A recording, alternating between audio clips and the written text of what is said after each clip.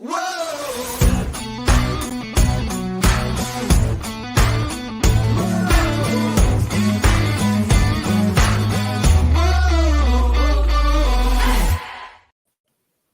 to the What's Our Verdict TV podcast, where we fashion ourselves television judge and jury. My name's JJ Crowder. I'm here with my co-hosts Mattson. Good to be back. Better red than dead. And Alec Burgess. Let's get it. We are live again, talking about Westworld, Season 4, Episode 4. It was a big one. So, as it says in Round of applause to JJ. Thank you. But yes, spoilers are coming. So if you're listening to this past tense after we've recorded live, because we are live, if you want to avoid spoilers and haven't watched the episode, don't listen any further than now until you've watched it. If you're watching live, hopefully you've seen the notification in our post that it says there are spoilers in this video. So let's talk Westworld. Season 4, Episode 4. I did get Frankie right. Nailed it. Yeah. Right on the head of the nail. And I laughed. Beautiful. I even texted Alex. I was like, oh, geez, they called her C. I was like, that's a little on real the nose, isn't it? She takes on Daddy's first initial. I was like, that's interesting. But, yeah, real subtle. Yeah, so I was happy about that one. But we start off with this JJ like going full throttle. Yeah. It was cool. We got a little bit of a background of Maeve and Caleb at this lighthouse, which was dope. Yeah, taking out the last of her hobo. Yeah, and we get to see kind of what Caleb meant when he talks about how Maeve saved his life. Yeah, clarify that for me. What did she say when she was touching his face? I'm still trying to work that through my brain. So if you remember in the third season, they have the, I don't remember what they call it. And she said something, but there's the device in the top of their mouth that they can put drugs or they can put like chips and stuff that'll the military had it to numb their pain and things like that. So she hacked into his whatever that is and used it to whatever end to save his life, whether it's to stop bleed. I mean, I don't know what kind of capacity that has to heal but obviously it saved his life. I wonder if it helped with the shock or something like that. Could be. Body kind of under control and calm during a very stressful situation. Yeah. But this leads us to how he met his wife. Yeah. Which was also a very cool tie-in, which, overall doesn't lead to really a huge reveal necessarily. But it is cool that Maeve is the reason why these two met, essentially. Yeah. One more tick for Maeve's box. Though she lost the tick at the end of the episode, which we'll get to. Because whoopsie. big whoopsie. Yeah. Because then we get they totally take Halores hostage. Yeah. And she's like, ooh, I don't like her. I hate her guts. They're kudos, because I hate her.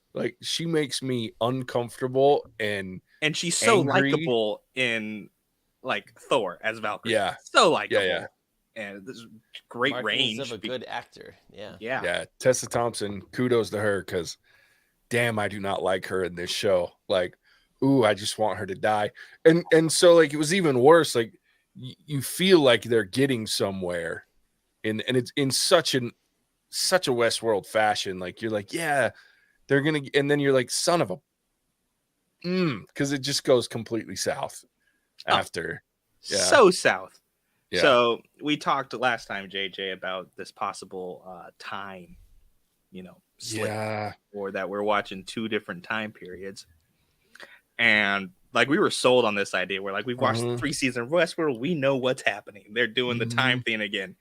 And they threw us a ginormous monkey wrench. Yeah, they got me. I was so mad at myself. I was like, oh, I should have seen that. Because the whole, because they played it so perfectly. I was like, oh, they're getting back to season 1. And then I'm like, son of a, they got me with that deal right there. Because it's not two timelines. We're in one timeline 23 years into the future, but they were replaying for the continuity of it all, trying to check him for, oh man, I was so mad. Yeah, we realized we're in a simulation for Caleb. Re-explain this for the common folks. I'm still trying to play catch 'em. I watched 3 episodes at once, and my brain's a little fuzzified. So everything with Caleb and Maeve that we've seen up until the very end of this episode was a simulation like they did in season 3 or season 2 rather with Daddy Delos, where they're doing it to try to see if the transference of the real actual consciousness of this human into a host body worked, and if he can function. Because we saw in season 2 that they get to a point where they deteriorate and it drives them crazy, and the brain stops functioning because it can't handle the truth that their human form is dead and they're in this host form. So we find out that whole everything we've been watching with Maeve and Caleb up to this point is a simulation trying to test whether or not they've got. And she said it was like the 260th something version of Caleb that they've run through this continuity check, and it seemed to me like he was almost there. Like he wasn't, I mean, he was having a moment, right? But we didn't see the Daddy Delos like freezing, not able to speak, going nuts. So I don't know. We're kind of up in the air with how well that is working for Caleb. But I don't know that. I don't think we're done with Caleb at this point. And what do they need him for? Like, that's the other question ticker. Yeah. What do they need a new version of Caleb for? My only thought is there's going to be a battle with Maeve at some point now that Maeve's going to be back in the future. So can I just say, I love the fact that Maeve is the weapon. Dude, I was another one I was pissed about. Like, but I think like they got me with the preview because we see Maeve walking in the desert with Caleb, and they didn't show the lighthouse in the image. And so I saw it and I thought, okay, she's going to be with Caleb or with, some version of Caleb in this future scene that we're talking about, the future part of the two timelines. And so it didn't get me. Man, that one got me. When she held on to the man in black and was like, blew the joint up, I was like, as soon as she did that, I was like, son of a, she's the weapon. That's what Bernard's after. But it took me to her blowing that up and burying him for me to realize that's what was happening. Oh, absolutely. Yeah. I'm going to make you feel better about yourself, though, because who called Teddy making an appearance? That would be JJ. Which, as soon as she dropped the nail polish or lipstick tube or whatever, I was like, here it is. JJ was right again. And I mean, we saw him briefly in the first episode at the very end. You just saw him looking at her. But so Teddy coming back is a huge thing for me, because is he part of Haloras's plan, or because the last time we saw Teddy, his consciousness went into the Sublime. So did he find a way out in order to help Dolores? Was this a Bernard thing? Did he cut Teddy loose while he was in the Sublime? So I'm wondering, knowing that they're going to need Dolores, like the real Dolores, not Haloras. But it really changes my whole thought process about Dolores too, because now we know she's in the real world 23 years in the future, and this company is writing freaking programs for these taken over human beings. Wow. Blew my mind, the reveal that we lost. Humanity lost. Oh, they lost bad. But it was also the way that they lost. So the people that are saying they can hear the tower, like the crazy person she saw in the street, because all these humans have been infected, it's 23 years later. I mean, there could be so many people that are infected that they write so many stories for, so they don't go completely insane off helter-skelter. That's what's been happening, and we're actually starting to get glimpses of what is the repercussions 23 years later. Yeah. Yeah, that's the crazy part, is that everyone now, what she's implying, everyone except the resistance that we're seeing with Frankie or with C are infected. And so they're under the control of Hale. So William Black playing golf, and I think it was episode 3, is that 23 years earlier that happened? So all that, so the only things that are current timeline is basically, why am I forgetting his name with the glass? Bernard. That is the only like actual real thing. Everything else is pre. So Bernard's timeline with Frankie or C, and then Dolores's timeline are the real. As far as I know, there might be another timeline twist, but my understanding of where we're at right now, end of episode 4, is everything that included Caleb. So the Man in Black chasing Maeve, chasing Caleb, going after the politicians to get to where they're at. All of that was the simulation or a part of the simulation, and maybe not. Who knows? Because that's the other part is it might be, but I don't know why they would have to go and kill them or chase them or infect them at that point if they were already infected. If we've already lost, right? So my assumption is everything with the Man in Black chasing down politicians and FBI agents and things like that were past, part of the simulation with Caleb. Everything that has to do with Dolores, the real Dolores, and Bernard are 23 years in the future. And then the last bit that we saw with Caleb and Hale, her realizing that his human form's dead. He's a host, and showing him getting out, running away, and seeing that they've lost is 23 years in the future. So right now, I think we've all converged into 23 years in the future. And now we start to see the fight that's the inverse of season 2's fight, right? So we've watched up until this point the hosts trying to fight for their freedom, and now it's humans are going to have to fight the hosts for their freedom. And does everything just end up in Terminator fashion with technology? Pretty much. It's so funny for our listeners. We're recording Terminator 2, one of my favorite movies, right after this, but it's hard to see things. The more you think about like Westworld and bringing these moral implications, it's hard not to see things ever like not going that way when technology gets to that point and we becoming obsolete, because humans are fickle, emotional creatures that are irrational and stupid. I mean, you name it, the list goes on. Dude, they've already talked about putting chips in our brains. Elon Musk was all about that about a year and a half ago. You think about all that, and people will line up for it. Oh, and they will, and then at some point, someone's going to find a way to hack in for criminal things, and then at some point, AI is going to realize, well, we can just do this shiz better, and I'll just make Alec go to the bathroom whenever I want. And lime I already pizza, do that. Lime ice cream with pizza and all kinds of crazy stuff. That's what I like about Westworld. I mean, sometimes I think it requires a lot of brain power, but at the same time, it's very thought-provoking. Yeah.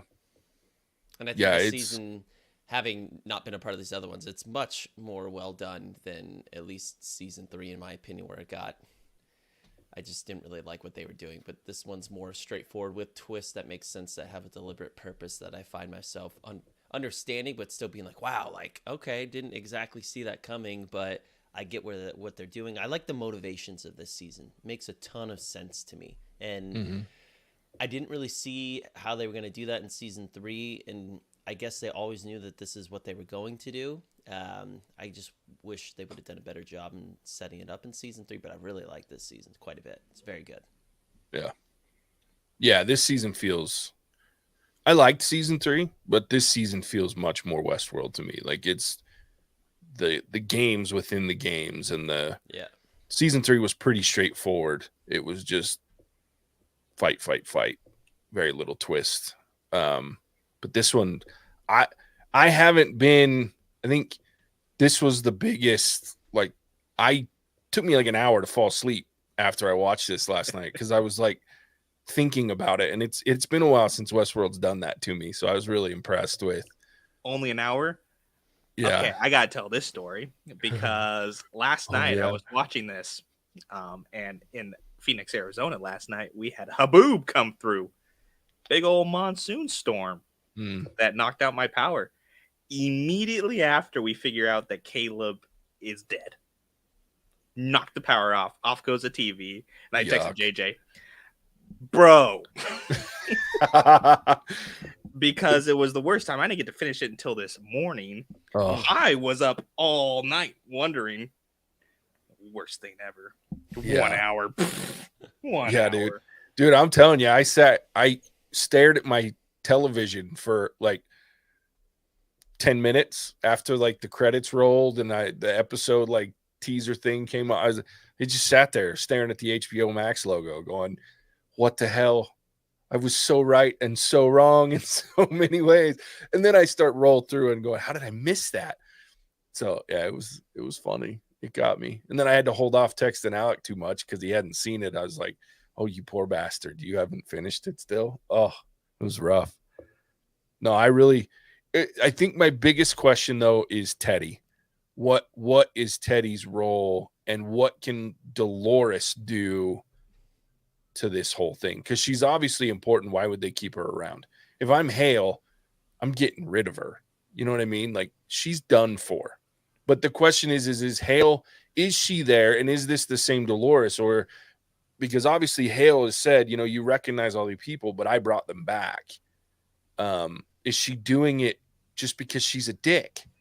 Because I could also see this version, Dolores, bringing back Dolores, an actual version of Dolores, just to have her there to say, haha, I win. You put me through all this crap in season 3, but now you're stuck in my world. You know what would not surprise me is if where Dolores is at is actually in the past, like not a full 23 years ahead, and Teddy was put in by Maeve and Bernard. Because that's the cycle, right? That's how they break out, is Teddy and Dolores together type of a deal. Oh my goodness. So I wonder if Maeve slipped Teddy in, being as Teddy is the one who can break Dolores out of this loop that Dolores has her in. That's true. I didn't even think about the fact that those two together are always the trigger. They're the problem for Dolores. Yeah. Like, to become Wyatt and to break out of her loop. That makes sense. That's a good call. Imagine Dolores just stuck with the regular programming that was already in place, the same loop kind of a deal, which we kind of see Charlotte, Christina, whatever. Yeah. Paints, right? You get the same scene of her waking up. She goes to paint type of a thing. Son of a, look at you, I buddy. wonder if this is just Westworld all over again. We're going back to season 1, and the Maeve is putting Teddy in, or Maeve and Bernard teamed up, because Bernard knows these stories just as much, if not better, than Maeve does. Yeah. To put this loop and get kind of this breaking out of the loop, and instead of hosts now, they're just taking humans along with Wyatt. That's fair. So that's a good point. And to bounce off you, I could see that where actual Dolores is another time jump further than the 23 years. So we see Bernard and C finding Maeve as the weapon, and then where Dolores is at is a few years or after they found Maeve, released her. They know how to get back to the Sublime, and Maeve's smart enough to know how to trigger Dolores. That's a good call, Alec. Now I gotta watch. Now I'm excited. I gotta see it. Write it down. I like it when other people come up with. It's a good. I like not gonna be right because I'm never right, but I'm still trying to wrap my brain around everything, so I'm playing catch up. Like I don't even have enough time to think of theories yet. Yeah, that's all I do is theorize with this show. It kills me. It's a really bad influence because now you got me. I know. Too. It's beautiful. It's beautiful. I love it. And look, this has probably been my favorite episode of the last 3 seasons. Like, it's been, so the first season, I don't have a single episode of the first season that I was not completely and utterly enamored with. But season 2, season 3, there were a couple episodes that I was like, this season's been much like the first one, where I'm just completely enamored with every episode. But this one, by far, oh man, it was so good, just because the twists have been so great and learning where we're at. So I'm very excited to see. And Maeve's gonna be, I just love Maeve. So I was pretty pissed when she, like, for 2 seconds I was like, oh no, they're gonna kill Maeve. And then I went, oh, wait a minute. I was like, they got me on that one. That's when I was like, she's going to be the weapon. This is going to be son of a. So, yeah, it was good. It was good. All right. Final thoughts? I love this show. Yeah, it's great, huh? I hate that I'm all caught up now because I can't just binge it. Yeah. Did you watch all 3 seasons? Like, you've watched all of it now? In about a week and a half. Jeez. Yeah. I still need to actually go back and watch season 1. I was telling Taylor, I was like, I need to do it because I've seen everything but season 1. Technically, I watched like a ton of recap stuff, but I need to experience it in all of its glory. Yeah, season 1 is amazing. Season 1's out of control. Good. But this season, like I said, it's getting there. What about you, Mattson? What kind of final thoughts do you have about this episode? Oh, man, I've already said. It's so hard to formulate final thoughts when I'm still trying to cipher my brain. I need to go back and watch the last, 20 to 30 minutes again, and I think that's the nod to Westworld is it makes your brain tinker. I feel like I've got a fly inside of my brain that's telling me to go back and watch the TV again. But I really appreciate, like I've kind of already said, this season, the twists, but the motivations of the characters and the direction where this is going just makes that part does make a lot more sense at a base level. And I just want to get the intricacies down a little bit more because Westworld is a very complex show in that regard. But I like the direction. I really like the moral implications of what we're thinking about. And again, I think it's just funny that all things return to Terminator at the end of the day. Skynet. I mean, Delios is just another way to say Skynet, in my opinion. It's fair. That is fair. Yeah, I was really impressed. I think my final thoughts on it was one thing that I thought you were sitting there talking about that, Mattson, was I liked that when Hale's telling Caleb or the host Caleb about winning and how it took a generation, and the title of it was Generation Lost was this episode. So I always told Alec last time I missed the first couple episodes, but obviously this title fit perfectly with what it was because it took a generation. The adults, we saw with Caleb the recreation. He was fighting it and being successful at it. So you see where the adults were struggling against it quite a bit. But when the children came through with it, it took a generation, but now they pretty much control the entire world. And so I liked that it wasn't just the flies worked perfectly, right? Like there was a trial and error and she had to figure it out. And yeah, and she did rub it in at Caleb's to be at the beginning going, I don't care about this. This is like working out the kinks.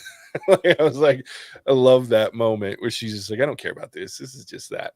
So I'm excited. I can't wait to see what Teddy's role is.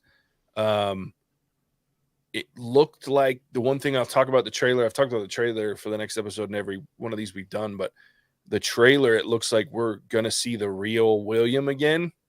There was a snippet in the trailer of the frozen, in cryo sleep, whatever, being unfrozen. So yeah, that scene where he's like this spread out, she ejects him, the fog or whatever, I don't know. And I'm assuming he was like frozen is how cryo sleep.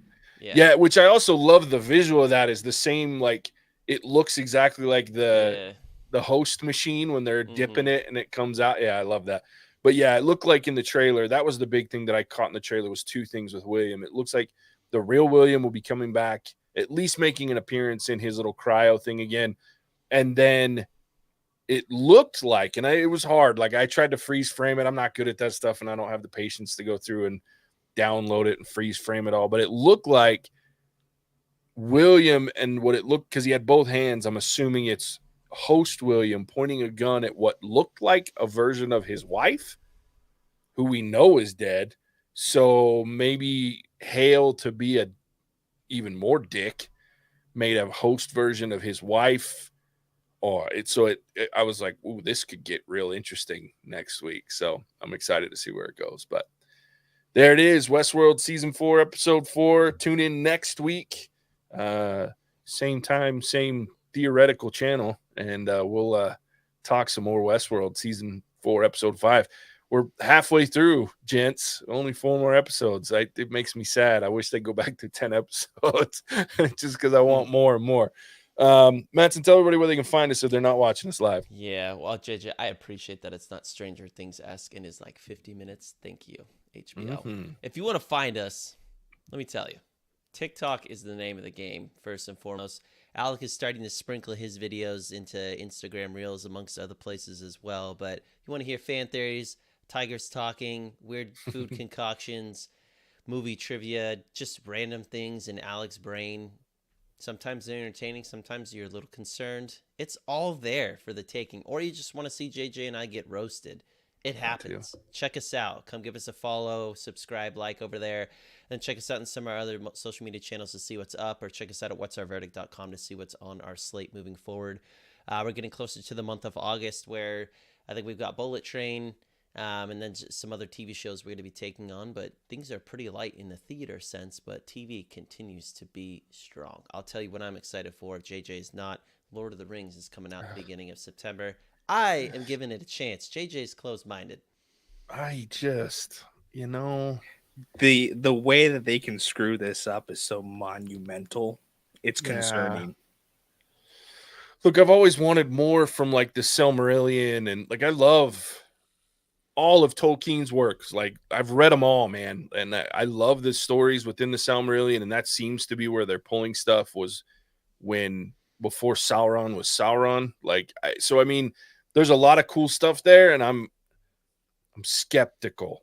That's my only problem. And part of that is Peter Jackson's fault because he took a hot steaming dump all over the freaking Hobbit. So I can't even. I hated everything about the Hobbit.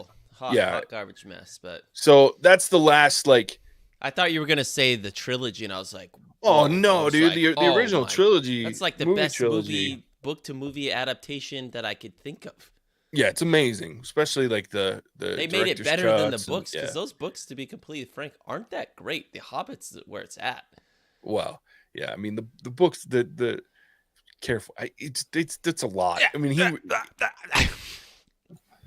I could argue books because I love them. I've read all of them. I read them usually about every 2 years. I'll read all 3. But yeah, they're a lot to read. They're not an easy read. Yeah, we'll see. I don't know. I'm skeptical, but we're going to do it. With that, we appreciate tuning in. We'll catch you on the next one. Wait. Cinemagic out. Whoa!